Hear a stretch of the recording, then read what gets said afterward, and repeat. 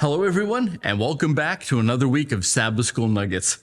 Now, before we begin, I just want to take a moment to thank Cynthia for taking us through last week's lesson, The Last Days. It was a great study. This week's lesson is entitled, Taken and Tried. Our memory text for this week comes from Mark 14 and 36. And he said, Abba, Father, all these things are possible for you.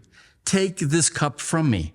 Nevertheless, not what I will, but what you will. Mark chapter 14 marks the beginning of the end. For 3.5 years, Jesus' entire ministry has brought him to this point, his last days on planet Earth, before he goes to the cross. And this is where we learn that a lot can happen in a single day.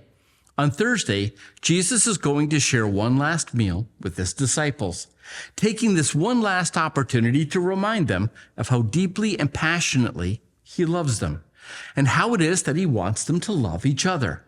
Then he will make his way to the Garden of Gethsemane, where he will struggle, not only under the weight of our sin, but with the pain and torture to come, and eventually a death he's no longer certain he can return from.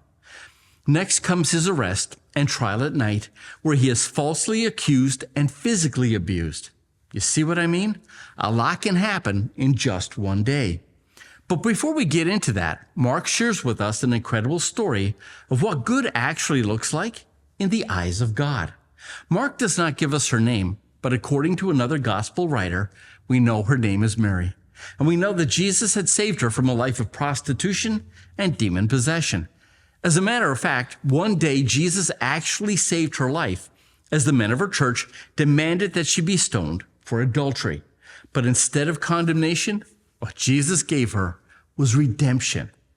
Now, Mark compares Mary's love for Jesus with that of Judas' contempt. Mary is there to bless Jesus, while Judas has been plotting to betray him. Mary comes with a gift, while Judas has been stealing from their purse. Her motive was love.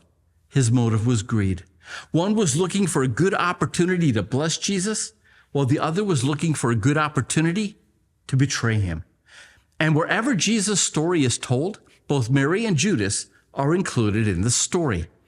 One to represent those who embrace the Savior, and the others to represent those who reject him.